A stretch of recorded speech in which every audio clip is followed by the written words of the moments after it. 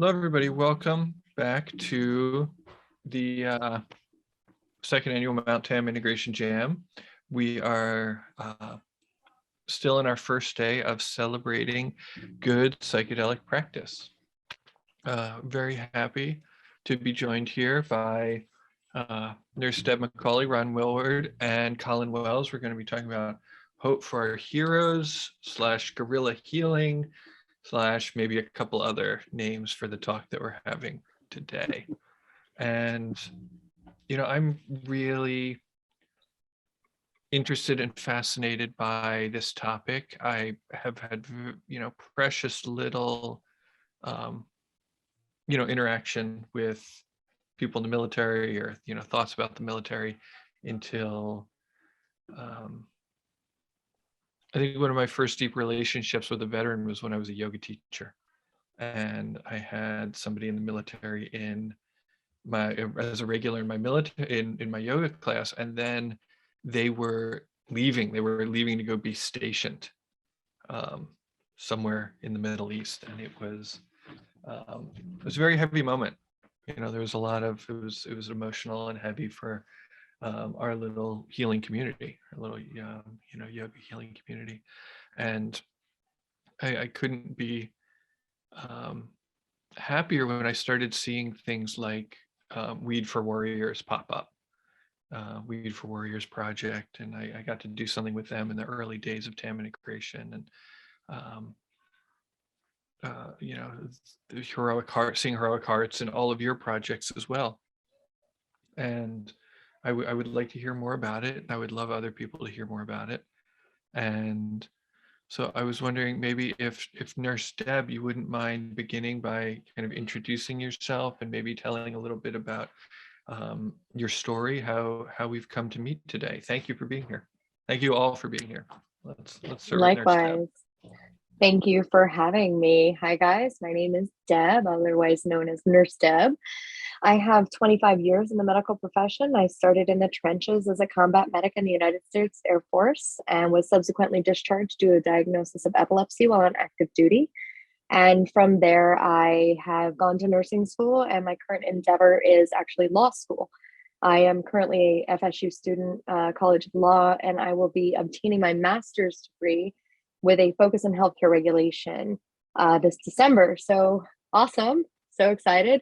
My goal to, with this whole advanced education aspect is to hopefully find ways to help pivot legislation, to serve the earth and entheogenic plant medicine community better. I started in the cannabis community, probably like most people did.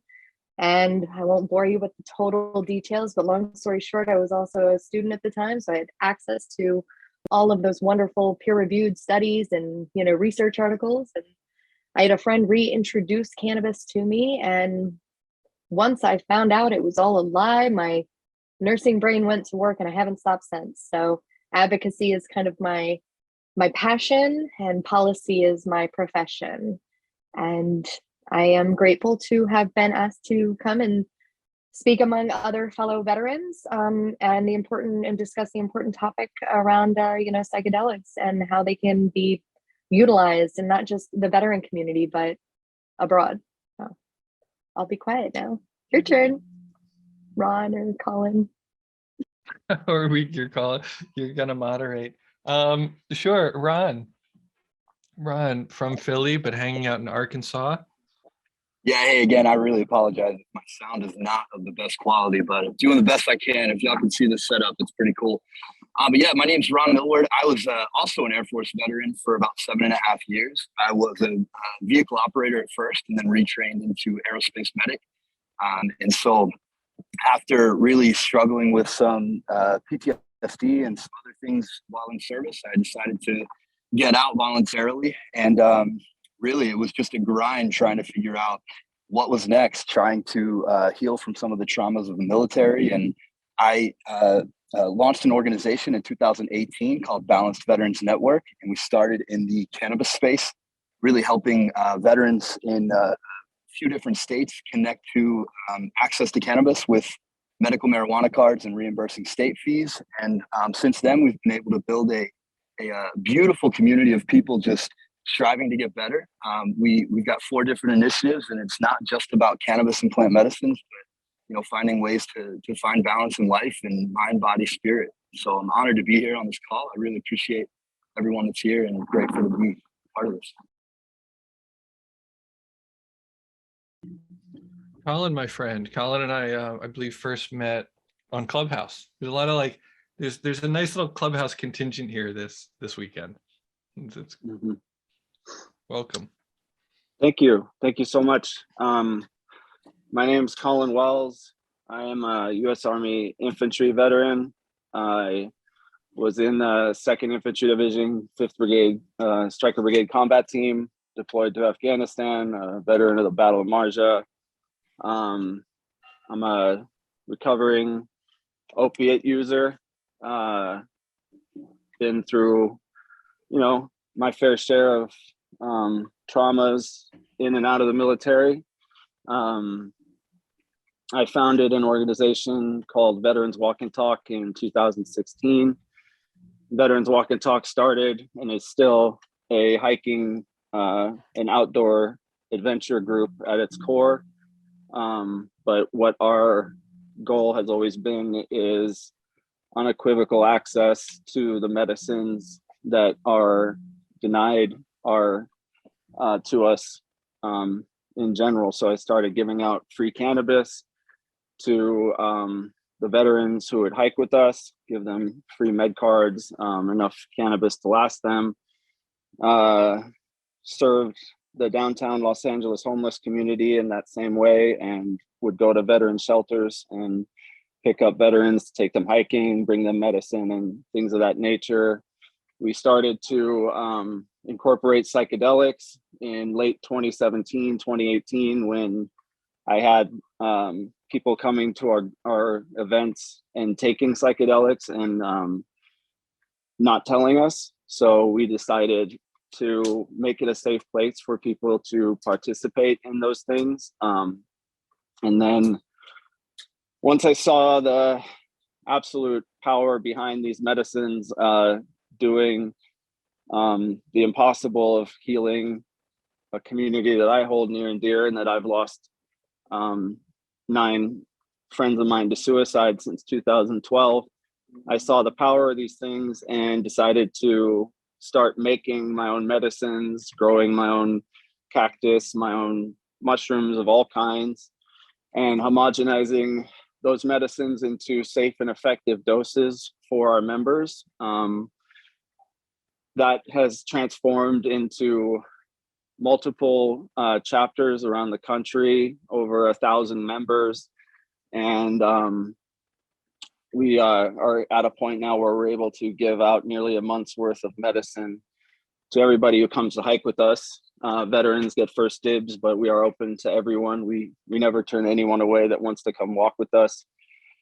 Since then, we've also partnered with the Church of the People for Creator and Mother Earth to provide high dose mushroom journeys free of charge to members who show up consistently to our events and do work in their communities and earn a spot to come and do that high dose mushroom work.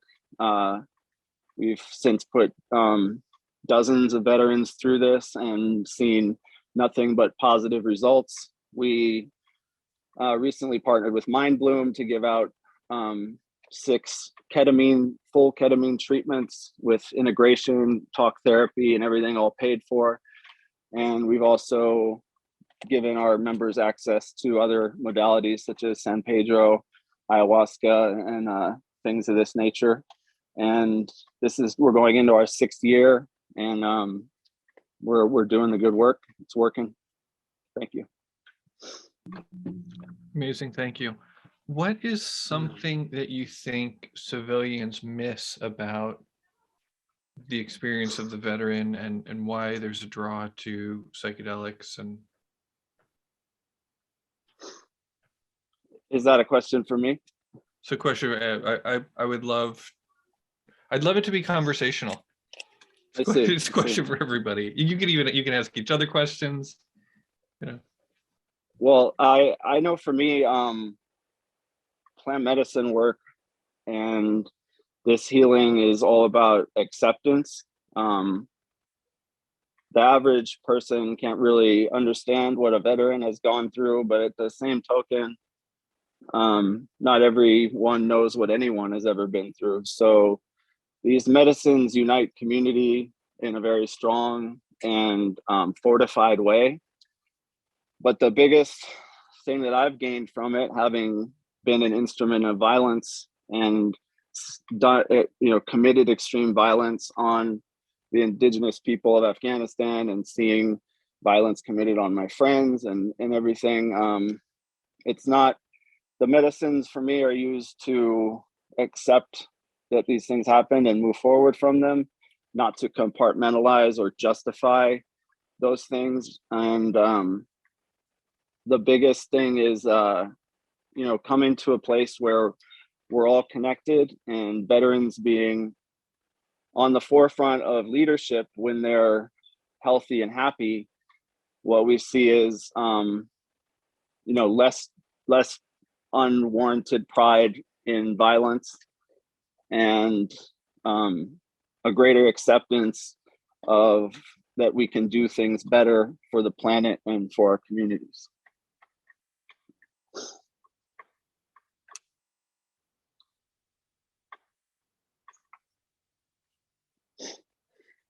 Deb, do you have a thought about that? Things that you feel like people miss? So You wish they my understood? military experience as active duty was limited due to my diagnosis. I didn't have the honor in serving across the pond with my brothers and sisters, but I think that just the military in and of itself, being a brat and growing up in that mentality, there just is there's just that, how do I put it?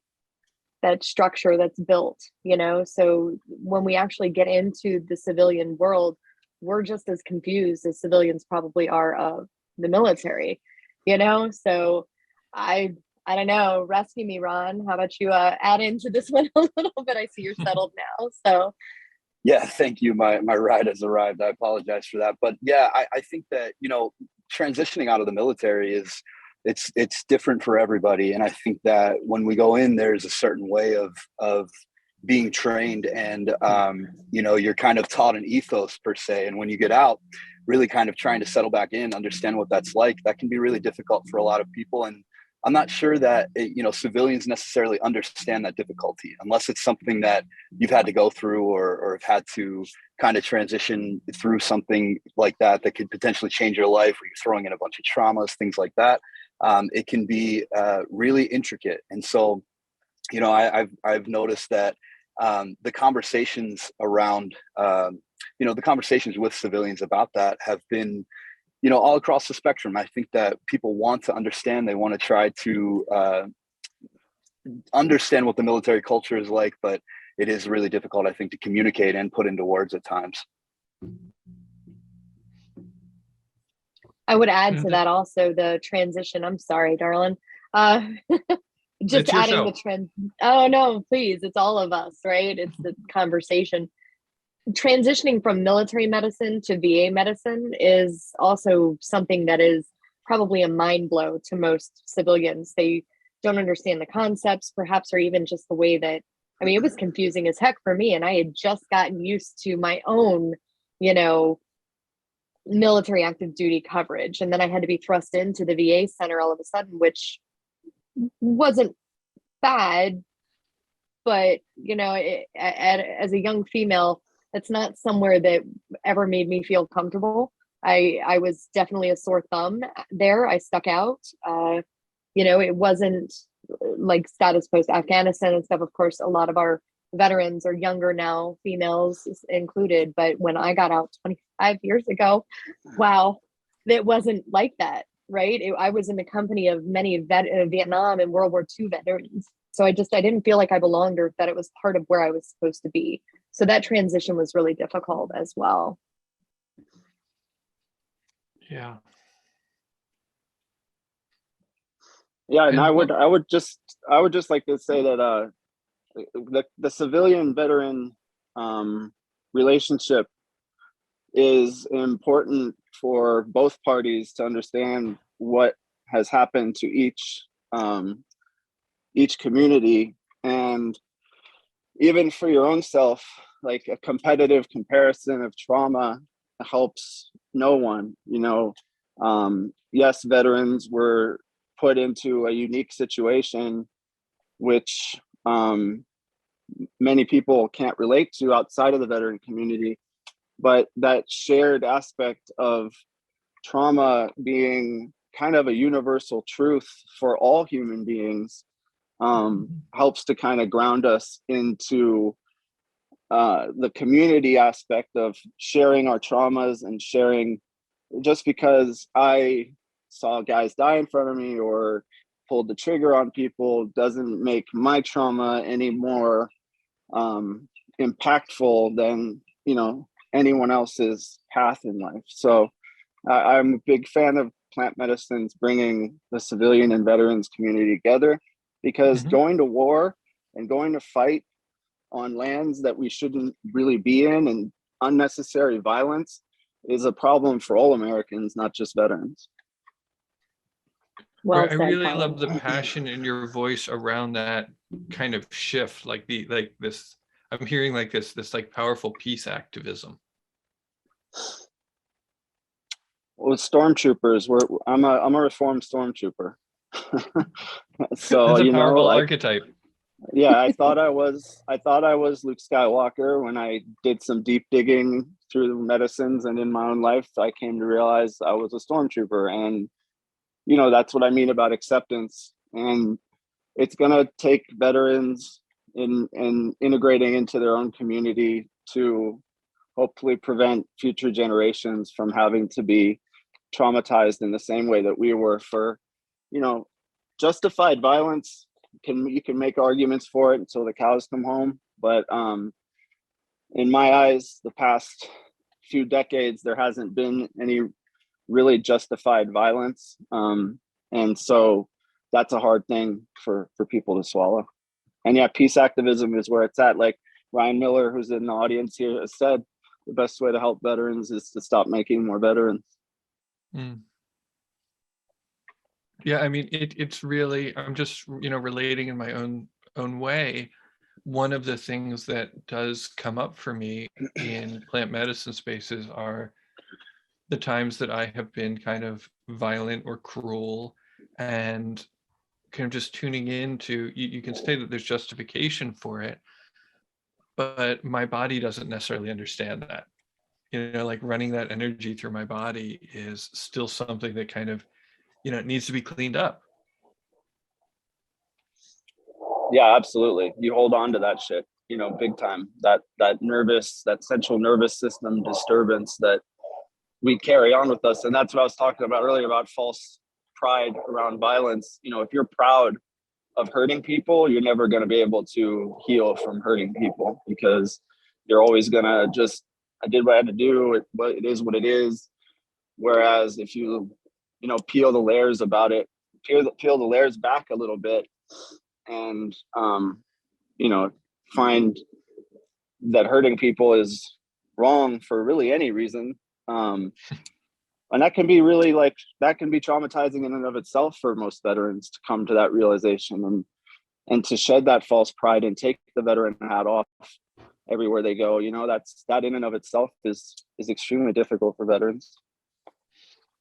So what is outreach like?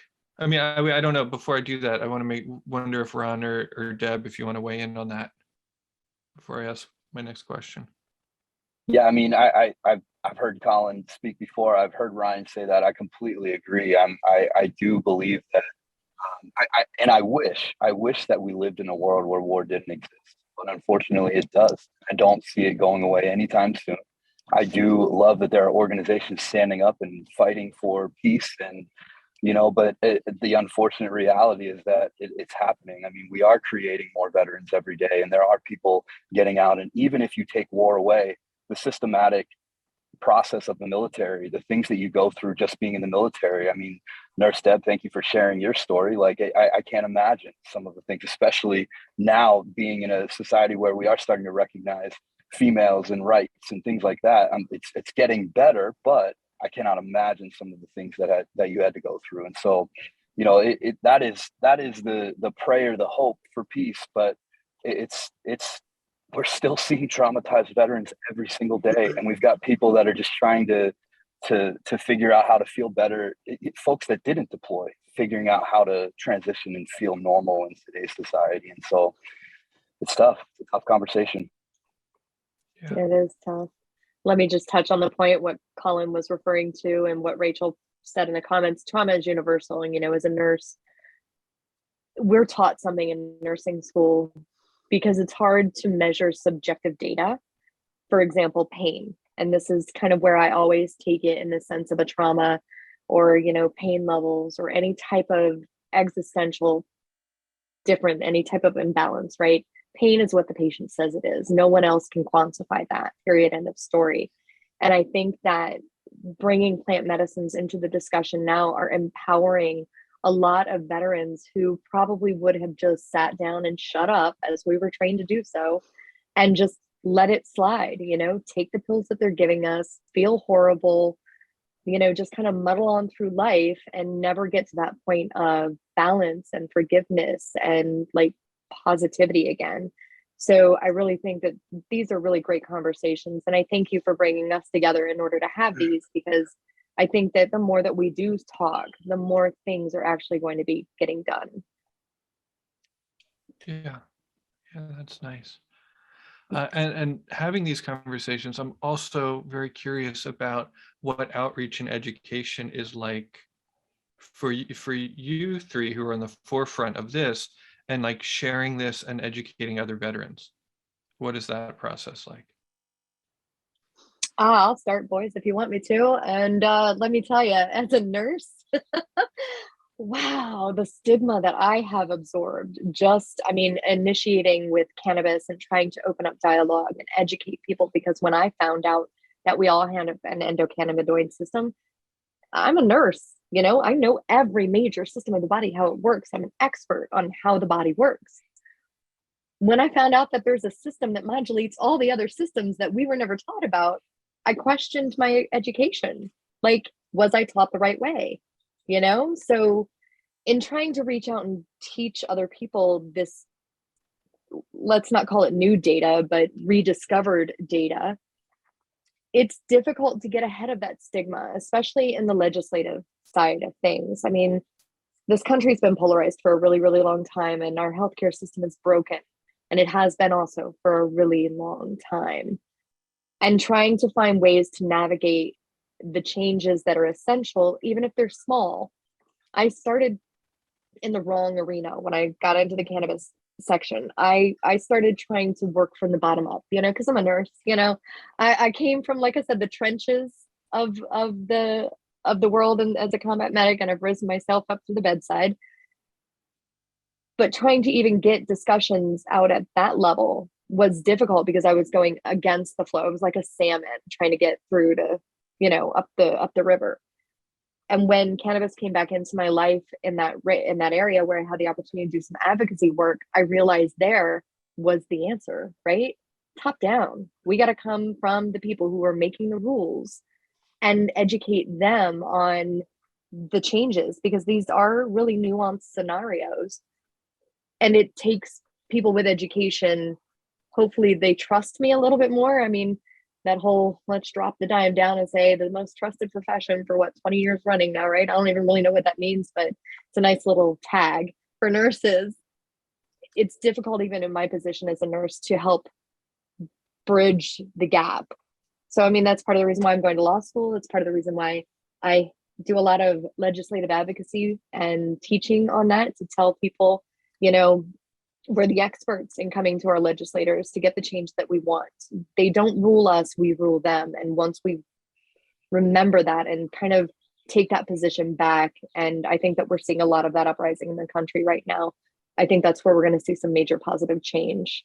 And hopefully things will, improve. In my lifetime, at least, I would like to see some benefits, right? Yeah, and I'd like to say, coming from a very conservative state, it has been extremely, extremely difficult to have the psychedelic conversation. There are, a lot of conservatives and folks that have, again, a stigma, just like we saw with cannabis, and it is like base level education. I mean, it's really even teaching people what it looks like and what the effects are, that sort of thing. It is very, very basic. But we're seeing it in every major news outlet. We're seeing the buzzwords. We're seeing MDMA. I was just on a Zoom call yesterday with some VA officials and some other organizations talking about MDMA being introduced in clinical trials and all those sort of things. And so there really is this spectrum here. Like, I admire the things that Colin's able to do in California and the access that they have, which is a lot more than you're seeing on the East Coast. And so we've got to tread very lightly. Whereas we know that cannabis was accepted by the VA in some ways. They have it on their page and you're able to communicate with your doctor about it a little bit. And Nursdeb, we've had this conversation. There still really aren't any protections, but they're at least recognizing that it is an option for people and that people are using it. Psychedelics are not even close to that. And so I think that anybody, the three of us on this call, I think it takes huge, I don't know what you want to call it. We're putting our necks on the line to be able to publicly speak out about educating people on this. Colin being able to give people these sort of things, like that is really putting your life, your freedom on the line. And so that's something that is, I do not discredit, and incredibly grateful for that. I'm not comfortable disclosing what we do or how we connect veterans yet. I'm only willing to talk about my experiences and what I've been able to been through just because I think that there's still a lot that needs to happen for us to be able to more openly talk about some of these things. But we've got veterans every single day asking questions. And so we've got an educational platform where folks can create an account, log in, it's free, and learn information about all of these different things. And we've kept that separate from the public just because we want people to have that safe space to have some of these conversations, to be able to talk some of these things out and feel like they've got some sort of level of safety around it. But it's very difficult. I feel like we're not early, but we're early to this conversation, and there's going to be a lot of evolution around that. And things like you had mentioned, for us in Philadelphia, we had meetings with council members and we were literally laughed at. I mean, people, they thought we were crazy. Like, we were joking about some of these things, and we're talking about religious freedoms and people, like, we've got the #1 opioid epidemic in the entire nation, and it's laughed at. I just don't understand it. And so we're really here starting at a base level education. And it's challenging. I live in Florida. I have it worse. No one even wants to listen. Nobody wants to talk about it. Anything cannabis related or plant medicine related doesn't even get committee. We didn't get nothing moved at all. It's okay. It's frustrating. We get to see the benefits. We know how it has helped. We've seen many people that it has helped. And so that's where it gets really difficult, because I want to scream it from the mountaintops. I want to walk in there and tell all of the stories that I've heard. And it just doesn't work that way. It'd be beautiful if it did, but there's a process. It's frustrating. It is. I came from Northern Virginia, and when I left Virginia, it was still a prohibition state for cannabis. And now they can grow up to 4 plants, and I'm paying the cartel to be a patient for cannabis. So it's okay. Wait, I don't know what you mean by paying the cartel. Because that's what I joke at. I openly joke about the fact that the Florida medical program is much like a cartel because of the pricing. It's cost prohibitive for people to get in. You got to run in and grab what you can before it's all gone. It's a bit of a disaster in some places. Probably not the right word to use in Florida. I'm not the only one that's used it, though. I've heard it used elsewhere. Well, I don't have a visceral reaction to you using it. I just don't understand. Got it. I hope that explained it, though. Yeah, no, thank you. So, yeah, if I could just touch on education and outreach a little bit, because it's the way that Veterans Walk and Talk goes about it is we set up safe spaces for people to gather and learn from each other in kind of a anecdotal, this worked for me, I'm on this path, this is what I've done kind of way. And yeah, to control the narrative of these of how these medicines go. And the medicine work can be absolutely terrifying. And I know that by giving people medicines on our hikes and then doing the high dose work that we do, I know that there is inherent risk involved with that.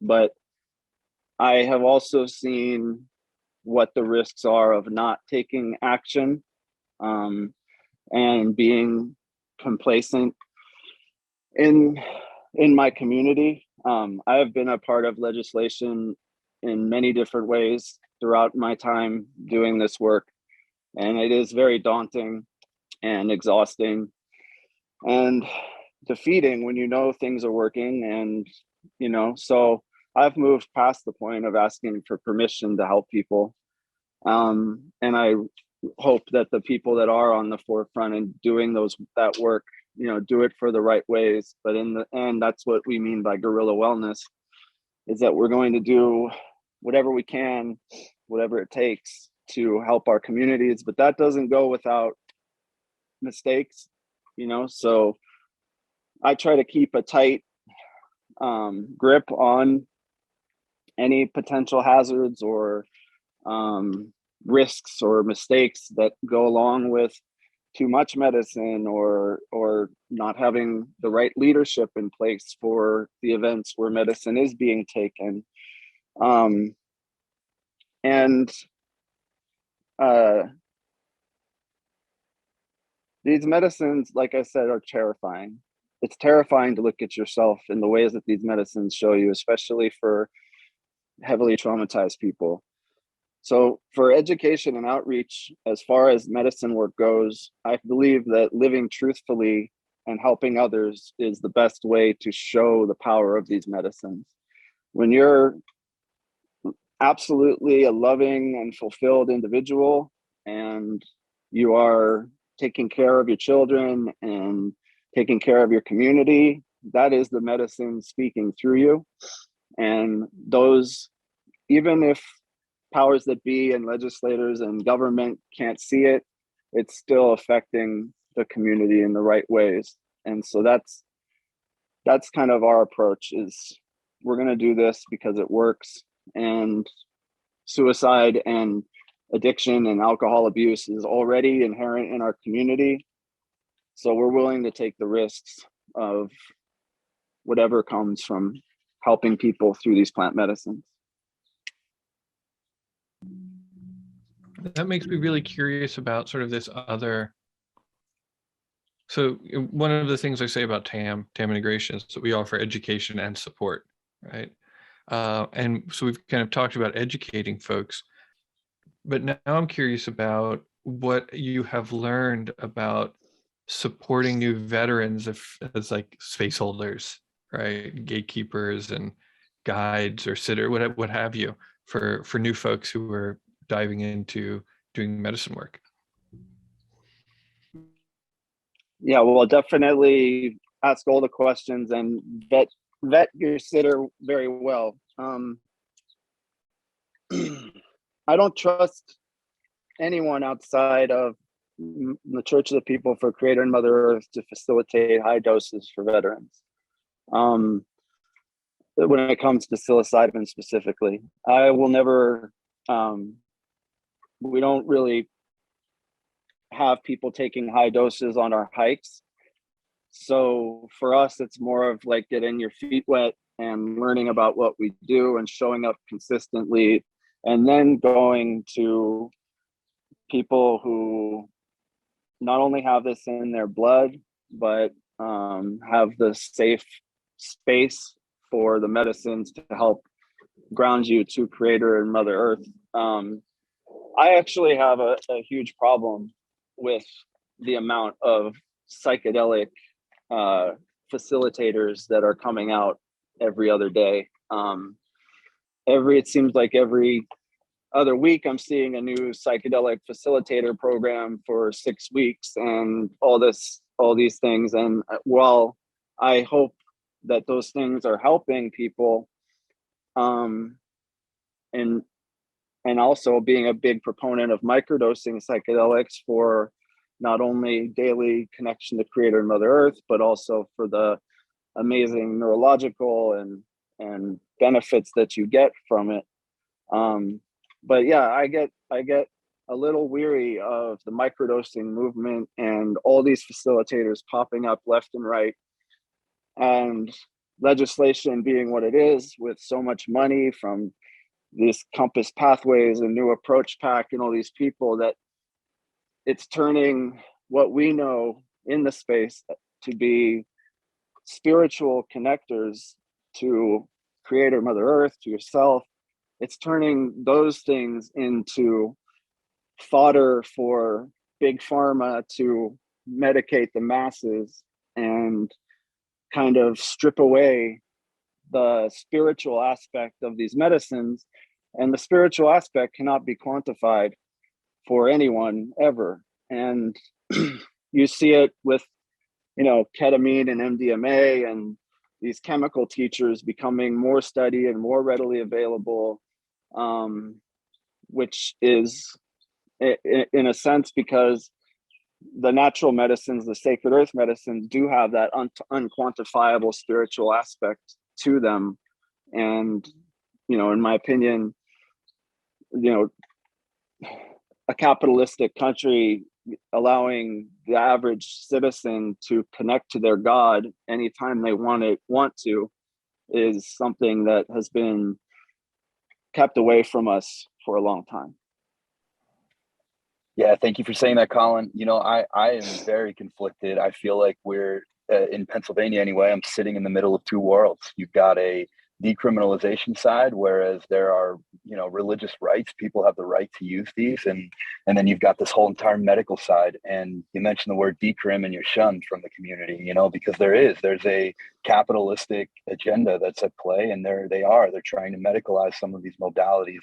But it gets interesting. I don't want to speak negatively about either one of those, because I do think that both are necessary in certain situations. And I think that maybe some people do feel more comfortable going into a clinical environment with professionals helping lead them through some of these things. But I believe that a lot of these are, or all of them are, from indigenous cultures, and that we need to be listening and respecting the indigenous folks that have brought this back around. And really, some of these facilitation trainings are a joke. I mean, just like Colin said, go through your little 4 to 6 week program, and there you go, start leading people. Like, that is not it. Like you said, this work is brutal. It's not a quick little fix and you're done. The most important, crucial part are the people that are guiding you through this, the people that are helping you reintegrate some of these things back into your life, the facilitation that's happening there. I mean, it can be life or death, to be honest with you. And I think that if this is not taken with a deep reverence and the spiritual aspect is pulled out of this, and you're stripping a lot of the power away from these modalities. And it's interesting. I have been a part of just conversations on both sides of the spectrum, and I don't know where it's going to land. I really don't. And I do know that both will exist, and they do in cannabis. Look at that. But this is different. This is really, you're talking about people like Colin said, seeing themselves for the first time. Like, you are really, it's very crucial to have people that I think are understand how these modalities work, but then also are there to help them work through some of these questions, help them reintegrate some of this back into their lives. And so I have much respect for professionals. We've got a psychiatrist and a doctor helping out on our team that are diving in to sit with indigenous people and trying to learn and understand how some of these work. But even still, we've got a long way to go, and it's interesting. I would tail on to that and say, absolutely, there's going to be the divide between the medicalization and the spiritualization of these modalities. Like Ron said, I think that there are a vast majority of people who are interested in these modalities but are too afraid to do anything outside of care from the traditional setting in which they have already grown comfortable with, which is our capitalistic healthcare system, right? The problem with that is, if anybody's been following the Oregon 109 initiative or measure and seeing how they're trying to integrate psilocybin into therapeutic settings, they're supposed to start dosing, I guess, in January. It's really confusing to those who are coming from this in a spiritual sense, or even with no medical knowledge whatsoever. They're looking for something to help, right? Everybody's always looking for something to help make you feel better, get you back to where you were. And again, I think that because of the decades of training and commercialization, and a patient cured is a patient lost. So of course we're going to see, or a patient cured is a customer lost. And let me repeat that, right? I think we're going to see a lot of the chemical teachers taking front stage, like we've seen ketamine do for the past couple of years, because there is this struggle with the scheduling of these modalities and these teachers. I don't know where it's going to take us, but I do see that there will be room for both choices. Either find your own outlet, or you go to the traditional and you pay for that structured help. How it's going to look, just keep watching Oregon. They're the first to do it, so we'll see how they kind of figure it out. And from there, I'm sure there's going to be taboos and mess ups and changes. But I've attended a number of those meetings with Oregon's, even with their religious freedoms discussions that John Dennis is actually spearheading right now. A lot of growth is going into this, and I'm hoping that they'll do it some justice. But as much as they're not going to be able to do a lot, because it's traditional medicine, right? It's westernized medicine, and that is not the root of these medicines. And I think that once we're able to get back in touch with those roots, I think that's going to be our biggest healing. I don't know if most of America will get there though, but we can all hope for it, right? Dose the whole country, will be good. Jokingly, I would never do that. Just saying.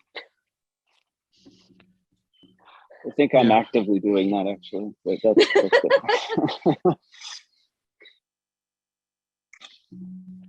So I think that you answered the question I was going to ask next already.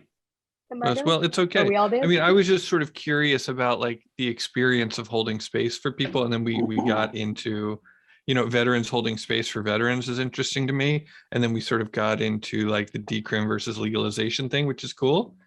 But that was going to be my next question. But we're very close to time anyhow. I'm curious if you have a vision for a post-prohibition world. Post-war might be ambitious, but a world where it's just where decrim has happened, decrim exists, legal, professional exists, and people are able to make their choices. What does that mean for your organizations and your community? Should that happen? I mean, hopefully that means it puts me out of a job, because there's no policies or legislation to write. Everything's legal and access is available and disparities are being reduced and there's no problems, right? Whew. So are you okay with that? Like, what will you become a potter? I love to garden, like hibiscus. That's like, that's my obsession. So sure, put me back out into the garden. I'll be good to go. I don't know. That's a big question, because there's a lot of facets to consider. You got to think about things like insurance, access, price, support, integration, all of these things. How are they going to fold into our capitalistic society? I think more on a kind of a fantastical way of answering the post-prohibition question would be to have everyone have their own sovereign right to their wellness in whatever way they see fit to go about it. If you want to go eat 10 grams of mushrooms and run around the woods to deal with your trauma, then you should feel safe to go do that. If you want to go to a clinic and be served MDMA and hug a pillow for 12 hours, then you should have the right to do that as well. But in a perfect world for post-prohibition, you know, like I started using Vicodin at 18 years old, and it sent me on a path to ravage heroin and fentanyl addiction for most of my life. What if I had RSO available to me then? What if I had lion's mane and psilocybin microdoses, even at a young age, to handle what I was going through, rather than just be given these incredibly horrible, addictive, and body ravaging pills that sent me on a path of destruction for many years. That I have 4 children, you know, for God forbid they ever go through anything that is horribly traumatic. But if I would live a world where if one of my children was traumatized in a deep way at a young age, even, that plant medicine would be a first line of defense against that trauma taking over their lives, rather than something that people have to go through every other facet of Western medicine and have those fail or work in some cases, and then eventually lead my kid or whoever's going through this to the medicines that can in turn actually heal them. So in a perfect post-prohibition world, it would be fantastic. I wouldn't have to look over my shoulder. But in the fantastical setting of it all, I would hope that these medicines would, like I said, become a first line of defense against everything that ails us as human beings, rather than something that, you know, is just only talked about or maybe fantasized about, or come to much later in life after years and years of more compartmentalized trauma. Such a good word. And really, freedom is the right to choose. We should be able to choose that. And I believe that all of our communities, we've all got different flavors, different energies, and there are so many people in this world, 18 to 19 million different veterans. And I believe that we're all necessary. I think that healthy community, the education around that, people that are striving to learn more and want to understand how to hold space for healthy communities, it's so much more than the medicine. The medicine is one very, very, very small part of it. It's then how you're living your life, the things you're doing every day, the micro decisions that we make, our breath, our movement, everything that we've got going on. I mean, even educating on those sort of things. So post-prohibition, really, while I don't know if we'll ever see it, it's a huge hope of mine. I think that there will always be some sort of handle on these sort of modalities, just like there has always sort of been. But being able to allow people to have that right to choose, to have these healthy communities, and to have more communities. I think that there are more. I hope that there are more organizations that come out that are able to help facilitate those conversations for people that may need that. And so it's an ongoing conversation. It's people striving to get better and wanting to help just facilitate spaces for people to do that. If we could just get back to the root that healthcare is a right and not a privilege, I think that we would have a bigger hold on where our future goes. That's a whole thing too. You're absolutely right. It's our right to healthcare, but as Americans, it's also our right to eat 4 Big Macs a day. You know, so it's a